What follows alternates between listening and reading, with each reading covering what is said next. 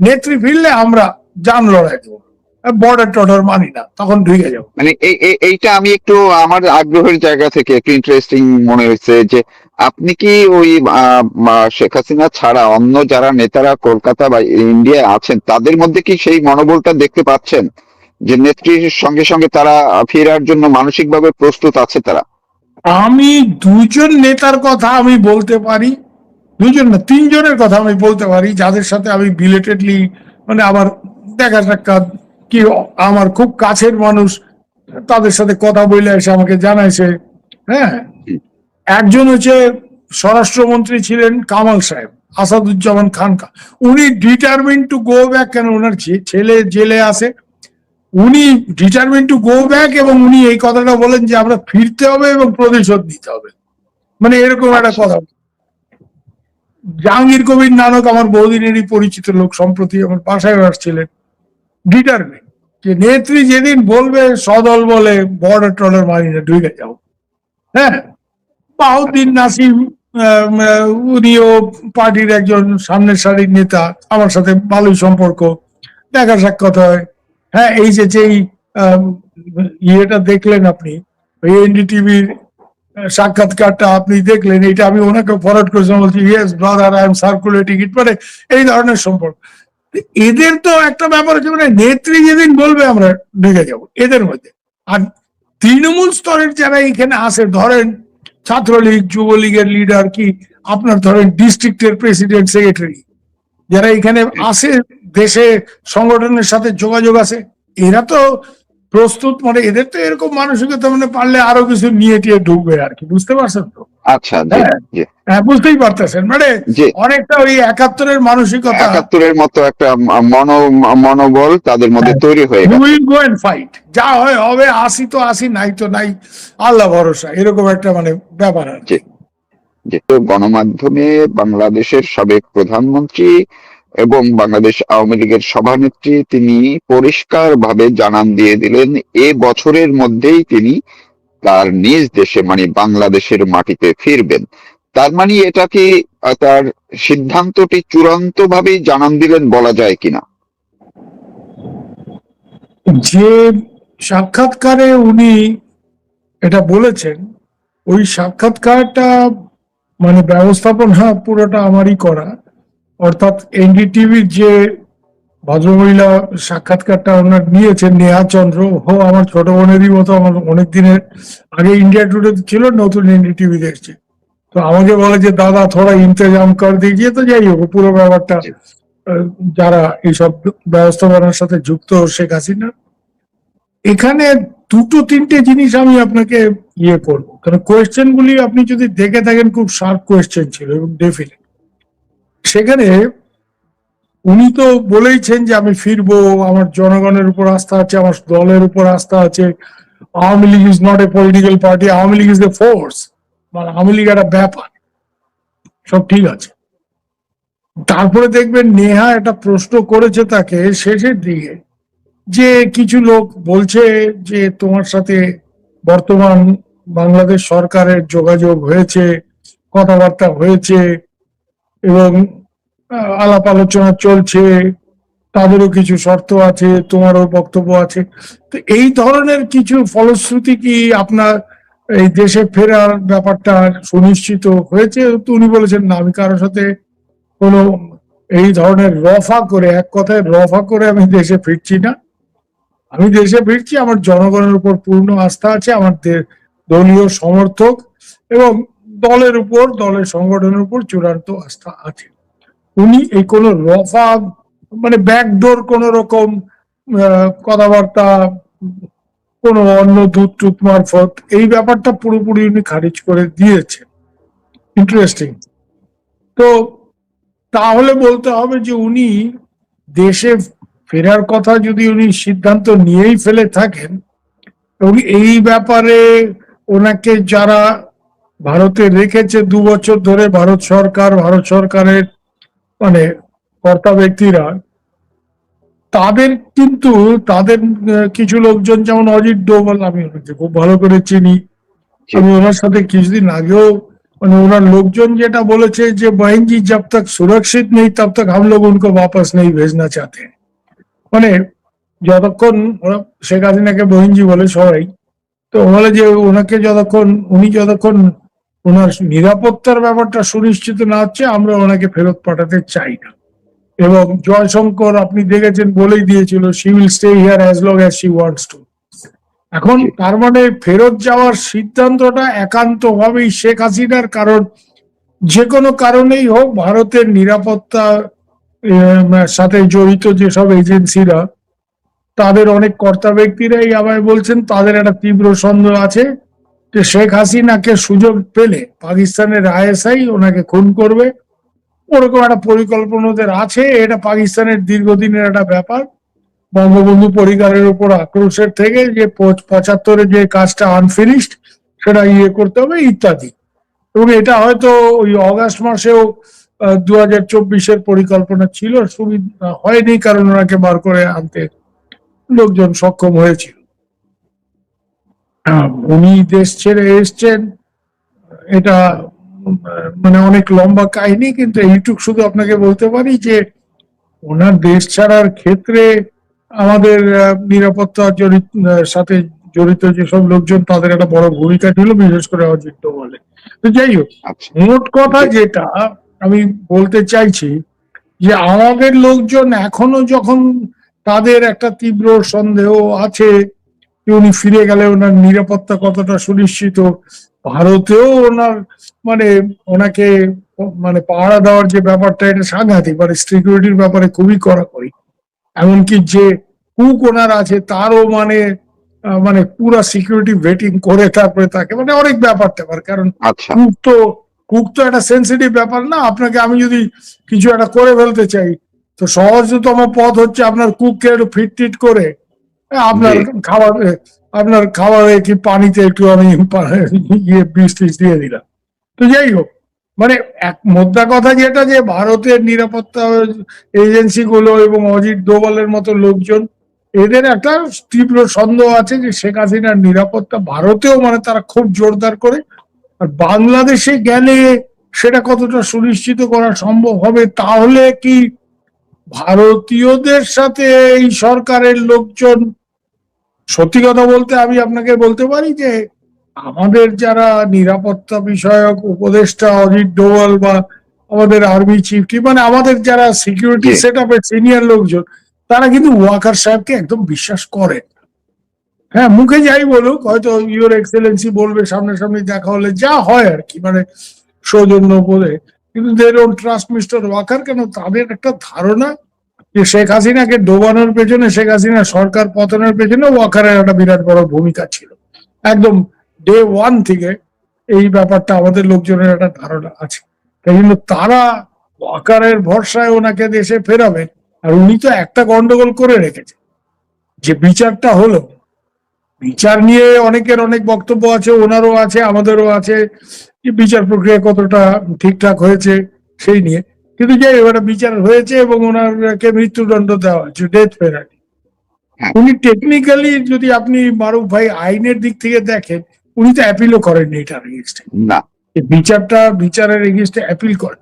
তো আজকে উনি দেশে ফিরলে অ্যাপিল করার সুযোগ উনি পাবেন, সেই সময় পার হয়ে গেছে।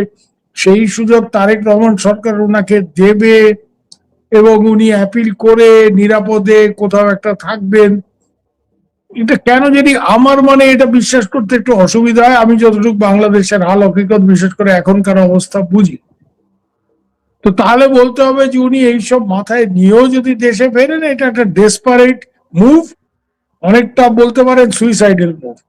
আর আরেকটা অ্যাঙ্গেল অনেকেই আমাকে বলছে, ওনার দলের লোকজন, দেশে ভেতরে অনেক তৃণমূল স্তরের যেসব আওয়ামী লীগ কর্মীদের সাথে আমার কথা হয়েছে, তারা নিজেরাও খুব বিপদে আছে। আপনি জানেন গত কয়েকদিন এই যে ফাউন্ডেশন ডে, আওয়ামী লীগের প্রতিষ্ঠা দিবসের দিন কি পরিমাণ ছেলে পেলে মারা গেল, তুরাগ নদীতে কত লাশ ভাসছে, হ্যাঁ, নোয়াখালীতে কি হয়েছে আপনি সবই খবর রাখেন, বাংলাদেশের মানুষ সেটা জানে।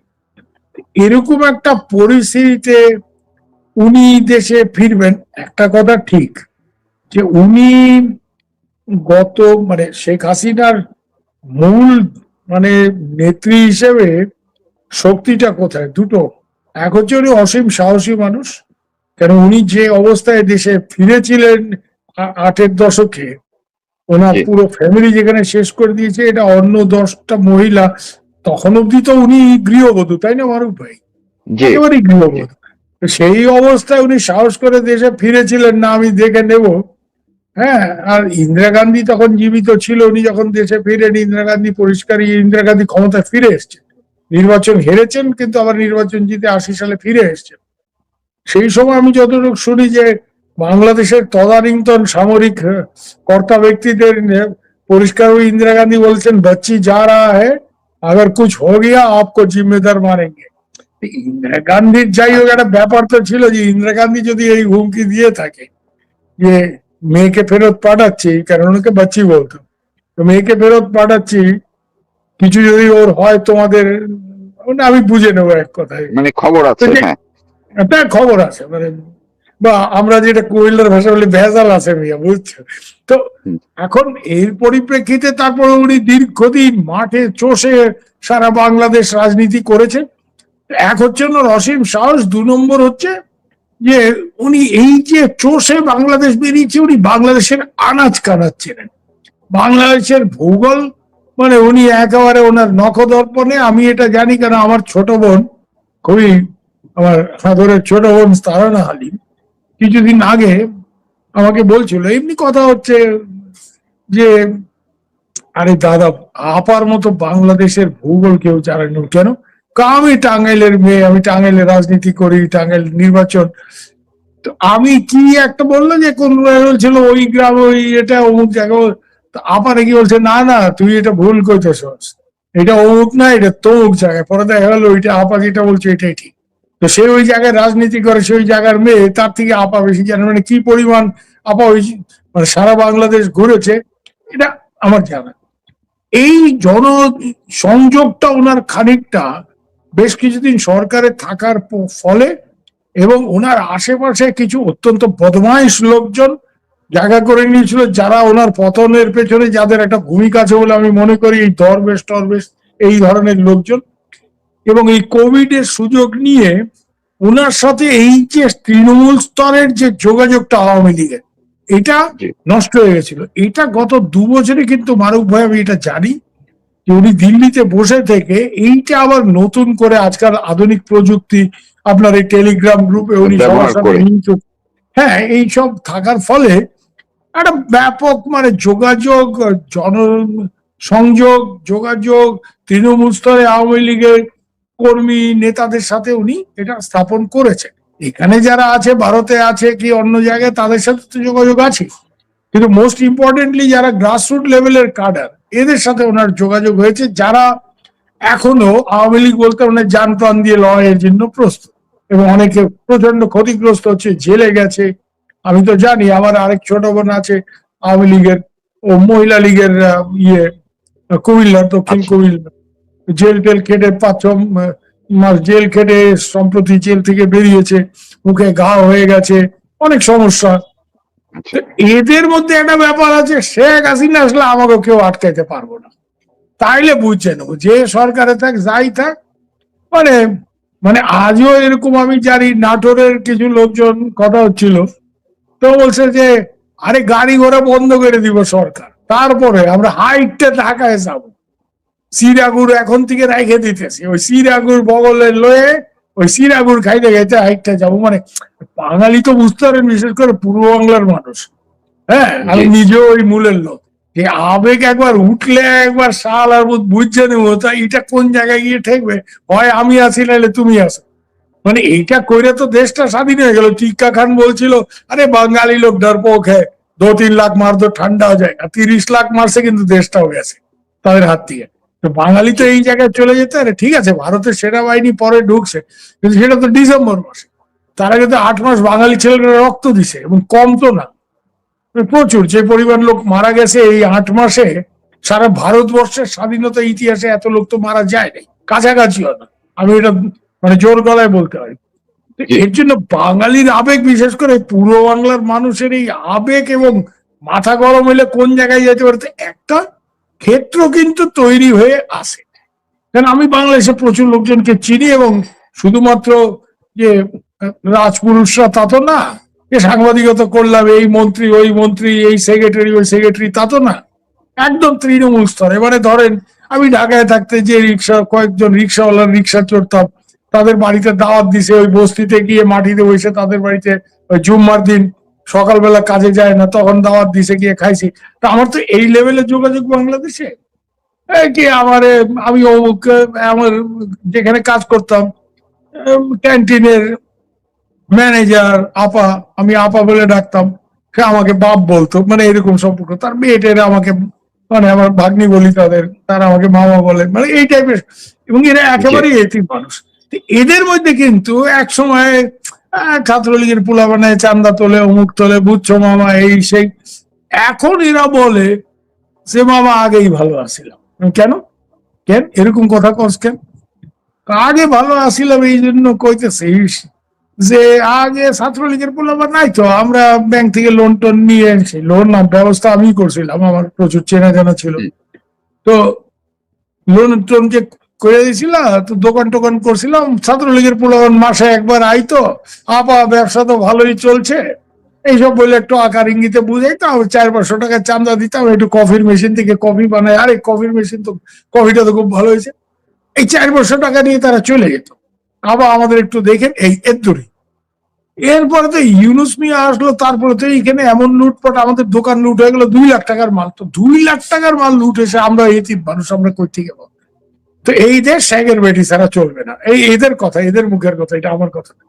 এই দেশ শেখের বেটি ছাড়া চলবে না, এইসব হারমাতের দেশ, লুটপাট রাহাজানি, মহিলা তুলে নিয়ে যাওয়া দিন দুপুরে, এই তো আপনি দেখছেন হয়তো, হ্যাঁ ওই কক্সবাজারের একটা ভিডিও, এই যুব দলের ছেলেবেলে স্কুল ছাত্রীকে তুলে নিয়ে একে মার্ডার করছে ওকে মার্ডার করছে, এটা প্রতিহিংসা না। যার ইউনুস সাহেব আওয়ামী লীগের দুর্নীতি আমি অস্বীকার করি না, কিন্তু ইউনুস সাহেব যেই লেভেলের দুর্নীতিটাকে নিয়ে গেছে, একেবারে স্টেট অফ আর্ট করাপশন, আমি বলতেছি। হ্যাঁ আপনিও জানেন, আপনিও বিদেশে থাকেন, আমরাও জানি, এত বছর সাহেবের চাকরি হয়েছে, কনফ্লিক্ট অফ ইন্টারেস্ট বলে কথা আছে, এইটা তো ইউনুস সাহেব মানে তুলে দিছে। হ্যাঁ, যে উনি নিজে দেশের ক্ষমতায় থাইকে কিভাবে মানে নিজের কর মকুব করছেন, মানে কর 100 কোটি টাকা, যেখান থেকে সেখান থেকে টাকা পয়সা 9-6, মানে এগুলি লাইসেন্স বাইর করা, এই করা, মনোপলি বিজনেস করবেন উনি, এটা বাইর করছেন। হ্যাঁ, গ্রামীণ ওয়ালেট দিস দ্যাট, এগুলি বাংলাদেশের মানুষ এখন সব জানে। এবং এখন এরাই বলে যে ইউনুস দেশটা শেষ করে দিয়ে গেছে, শেখের বেটি ছাড়া এই দেশ চলবে। আমার এই জায়গায় আমি একটু আপনাকে যদি আপনার কাছ থেকে আপনি যে বিবরণগুলো আপনি দিলেন, এইটার মধ্যে থেকে যে আসলে শেখ হাসিনার প্রতি মানুষের যে আবেগ ইমোশনটা তৈরি হয়েছে, বা যেটা সত্য ছিল সেটা যে আবার নতুন করে তিনি নিজেই জাগিয়ে তুলতে সক্ষম হয়েছেন, সেটাকে কাজে লাগে, সেটাই মূলত তার ভরসা। সেটা তিনি ইন্টারভিউর মধ্যে বলেছেন যে জনগণই আমার মূল ভরসা। তবে এই কয়েকদিন আগেও তিনি বলেছিলেন যে এই বছরের মধ্যে ফিরবেন, সে এই কথাবার্তা নিয়ে একটু আলোচনা চলছিল প্রথম আলোতে, আর্টিকেলের মধ্যেই ছাপিয়ে দিল এর মধ্যে যে শেখ হাসিনার এই মুহূর্তে দেশে ফেরা আকাশ কুসুম কল্পনা। তো মহিউদ্দিন আহমেদ লিখেছে এই কথাটাই লিখেছে। তো আজকে যখন শেখ হাসিনা আবার কনফার্ম করলেন যে যা হয় হবে, এই বছরের মধ্যেই ফিরছি, তার মানে এইটার সঙ্গে নিরাপত্তার ইস্যুগুলো সেটি হয়তো ভারত দেখবে বা কিছু একটা, বা ভারতের সঙ্গে বাংলাদেশ সরকারের নিশ্চয়ই কিছু একটা, তার মানে কিন্তু ওনার মানসিক জায়গা থেকে উনি চূড়ান্ত করে ফেললেন যে এই বছরেই ফিরবে, এমনটাই কিনা? আমি যতটুকু ওনাকে চিনি বুঝি বা মানে ইয়ে করি, অ্যাসেসমেন্ট আমার যেটা, যে ওনার ধারণা যে আমি এখানে বসে থেকে দলের কোনো লাভ হইতেছে না, এবং এই ব্যান তুলতেছে না, এবং আমার ছেলেপেলেরা নিহত হচ্ছে, হাজার হাজার কর্মী নেতারা জেলে। এই গণেশ যদি উল্টাইতে হয়, পাশা যদি ঘুরাইতে হয়, খেলাটা যদি ঘুরাইতে হয়, তাহলে ব্যাপক আন্দোলন। এখন এটা তো মারুফ ভাই আপনিও জানেন, আমরাও জানি, কে একজন বাংলাদেশে গবেষণা কোন এক সাহেবের লেখা, আমার নামটা এই মুহূর্তে মনে পড়ছে না, ডেভিড লুইস না কে, মানে Awami League is the most dangerous party when it hits the streets.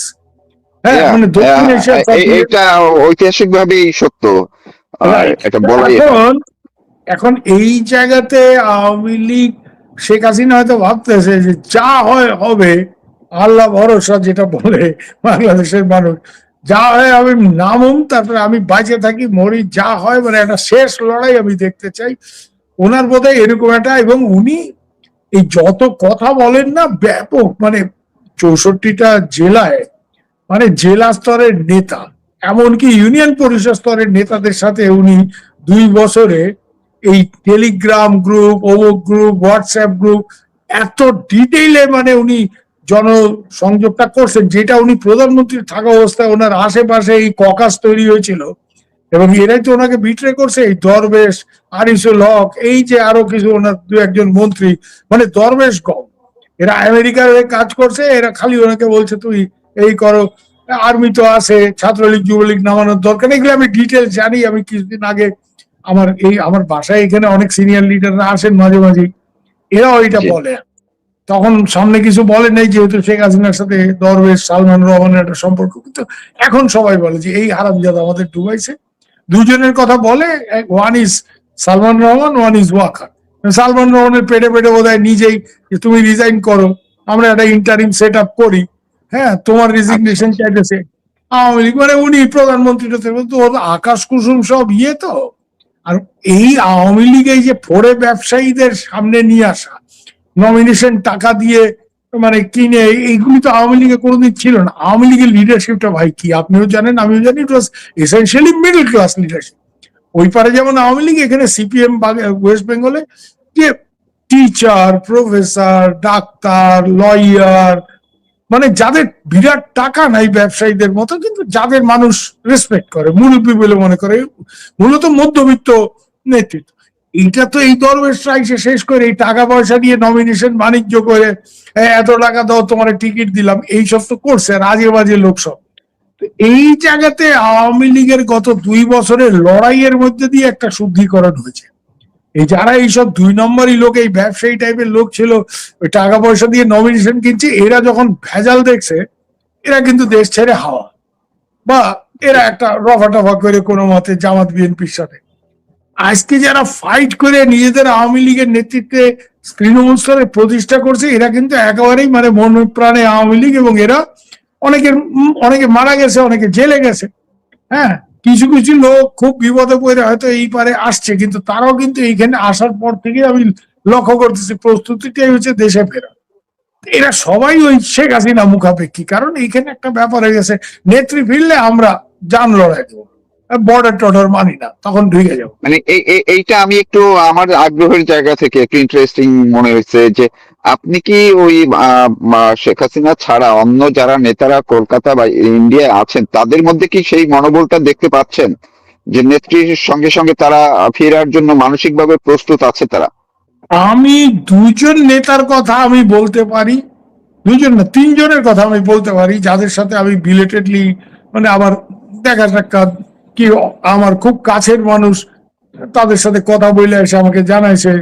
হ্যাঁ, একজন হচ্ছে স্বরাষ্ট্রমন্ত্রী ছিলেন কামাল সাহেব, আসাদুজ্জামান খানকা।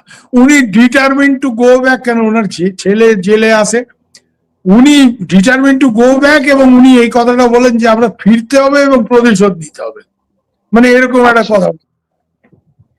জাহাঙ্গীর কবির নানক আমার বহুদিনেরই পরিচিত লোক, সম্প্রতি আমার বাসায় আসছিলেন, ডিটারমিন যে নেত্রী যেদিন বলবে সদল বলে বর্ডার টর্ডার মারি না, ঢুকে যাও। হ্যাঁ, বাহাউদ্দিন আচ্ছা। নাসিম, উনিও পার্টির একজন সামনের সারির নেতা, আমার সাথে ভালোই সম্পর্ক, দেখা সাক্ষাৎ হয়। হ্যাঁ, এই যে যেই আম, ইয়েটা দেখলেন আপনি, এনডিটিভির সাক্ষাৎকারটা আপনি দেখলেন, এটা আমি ওনাকে ফরওয়ার্ড করেছিলাম, বলছি yes brother I am circulating it, মানে এই ধরনের সম্পর্ক। এদের তো একটা ব্যাপার হচ্ছে, মানে নেত্রী যেদিন বলবে আমরা ঢুকে যাব এদের মধ্যে। আর তৃণমূল স্তরের যারা এখানে আসে, ধরেন ছাত্রলীগ যুবলীগের লিডার, কি আপনার ধরেন ডিস্ট্রিক্টের প্রেসিডেন্ট সেক্রেটারি, যারা এখানে আসে, দেশে সংগঠনের সাথে যোগাযোগ আছে, এরা তো প্রস্তুত, মানে এদের তো এরকম মানসিকতা, মানে পারলে আরো কিছু নিয়ে টিয়ে ঢুকবে আর কি, বুঝতে পারছেন তো?